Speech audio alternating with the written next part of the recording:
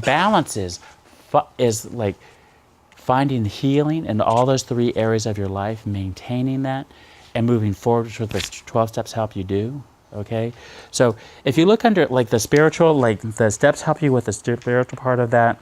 The physical, like the first 2 years, right, brain healing itself takes 2 years for the brain to heal itself. So that's a big part of that. Gets affected. Your thinking, you have to challenge your thinking. When it talks to you, you have to say thank you for showing up instead of trying to run away from it. You have to challenge irrational thinking. You know, like I can handle one. Oh, it's okay to hang around slippy people, places, and things, you know, when I'm really upset or whatever, okay, things like that. All right, socially, you know, like what does it mean to actually, you know, bring to relationship what I want to get? Okay, how do you become a grown-up with that? But emotionally, that's a really challenging one for most of us because I didn't know a feeling from a hole in the wall. And my sponsor gave this, like if you look over here, natural versus unnatural emotions over here, okay, on the next page. My sponsor gave this to me in 1985. His sponsor gave this to him in 1950, which I just thought was really cool, you know, because I was like, wow. So like, what is that now? That's 60 years now or something going on, 62 or something, that this has been passed around and everything like that. So he said, you know, Chris, he goes, you've been in recovery. He says, you've been in therapy for 8 years and you don't know what a natural emotion is? He goes, that's a crime. I'm a therapist and that's a crime. That's a crime. He said, do you know how like unaware or like ineffective therapists keep people trapped in therapy for years? Is that if you come in and say, I'm depressed, they go, tell me more about that depression. And then you go on and you go into talking about it and you think you're going to get it all out, right? And everything like that. And then by the time you leave the office, you go, God, I am screwed up. I need some serious medication. Oh my God, what is wrong with me, you know? And he says, that's what people think, that like, if you just talk about it more and that insight, right, is going to like get you awareness with that. Okay, he said, staying over in that place, in the depression side of it, is going to keep you stuck for years in therapy.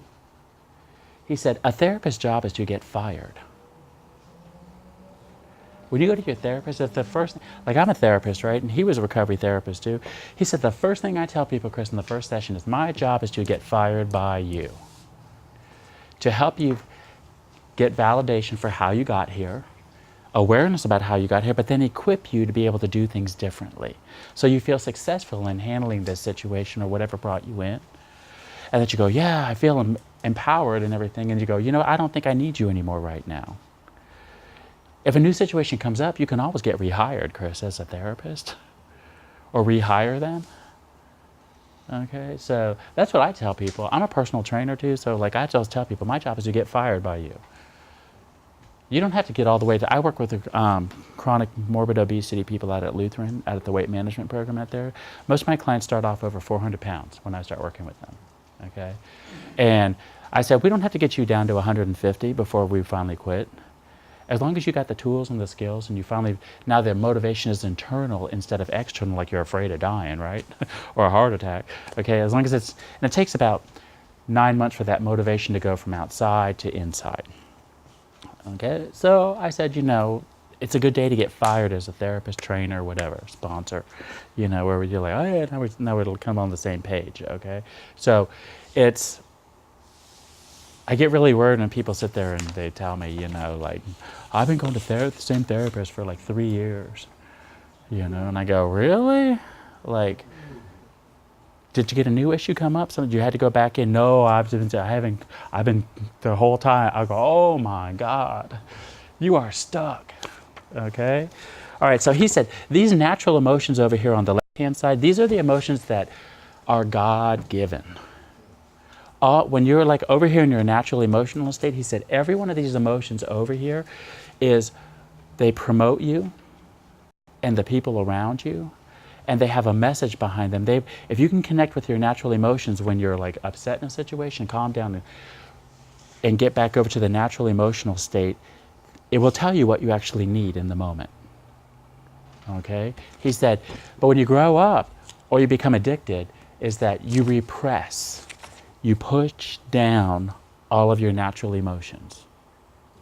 And you start living over here in this unnatural emotional state over here. Okay? So I had to I have a recovery desk at my house, and I have to for the first 2 years, I had to have it on my wall, and every night, one of the things I would do, he'd say, I want you to see, well, were you living over here in the unnatural emotional state? And if you were, go back and look at the natural emotional side over here, okay?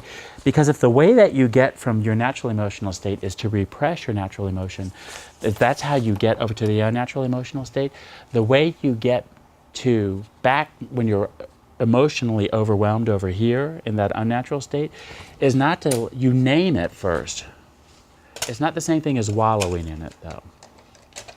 He used to call that the dirty diaper syndrome, right? You can sit in your own, it stinks, but it's warm. Okay, it's not very clinical, but it's accurate, okay? He said, we want to get you back over to here. So you name that you're over here, and then you go back and look at the natural emotion and you start expressing that. You have to express the natural emotion behind the unnatural emotion, because, when you express something, you push it out, right? Like olive oil, when you express olive oil, you push it out of the olive. So when you express a natural emotion, remember we talked about that dirty tank? This is one of the ways you can start cleaning out your tank. So that when other people with dirty tanks come up to you, they go, ooh, your tank's not very dirty. You're healthy, I can't be around you. They'll fire themselves. People with dirty tanks and a lot of stuffed feelings don't want to be around healthy people. Because that means they have to feel their own stuff, right? They can't tank you. So perfectionism is really is not good? Yeah, let's look at this. There's a balance with it, okay? Let's look at the first one. The first one is unconditional love, okay? Unconditional love is just acceptance of what is, okay? And being able to name it and still take care of yourself, okay? But if you don't trust, you don't feel, and you're not allowed to talk about it, in my family growing up, I couldn't turn to my dad when I was 10 and go, Dad, I don't think it's that healthy that you're making your kids play Russian roulette, okay?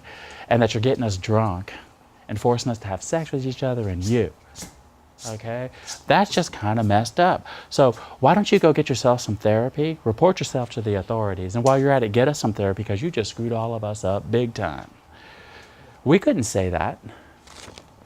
I mean, it was life or death at that point, right? So when you're not allowed to name it, what happens is that you start feeling powerless and out of control. So you become a control freak. You become possessive, you become jealous, you become controlling in relationship. If somebody shows you any affection, you get really possessive, you want to hold on to it, You get a lot of guilt and low self-esteem and a lot of shame built up around that too. Because if you're not allowed to name it when you're growing up, if you're not allowed to own your feelings and own your pain when you're growing up, what happens is you're told that you're not worthy. You're not worth listening to. And so your self-esteem drops. It drops big time. And children do not have the ability until they're about 15 to 16 years old to start really going, you know what, maybe it's about you. Kids can't make themselves the problem. Because you're God. If you're a parent, you're God to that kid. If they make you the problem and name it, you could pull away their safety and security, right?